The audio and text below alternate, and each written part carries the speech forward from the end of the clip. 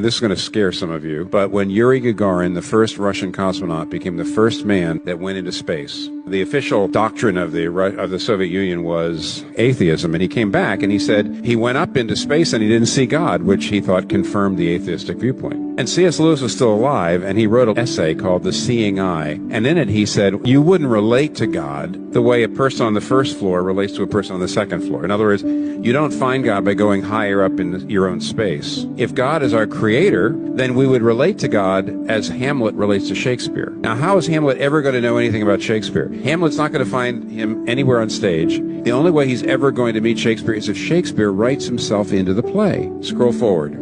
Dorothy Sayers was a mystery writer, and she wrote novels about a detective, Lord Peter Wimsey. About halfway through the novels and the short stories, a love interest shows up, Harriet Vane, and they fall in love. Experts on Dorothy Sayers' work believe that she had looked into this world she'd created and this character she created, and she saw he was lonely, and she loved him, and she wrote herself in to save him. I'm here to tell you, almost, that's exactly what God has done. He created us, and he looks at us, and he sees us flailing and sinking, and he loved us enough to write himself in. And that's what the incarnation is. Jesus Christ, the creator God, become a human being and come here to love us and to save us.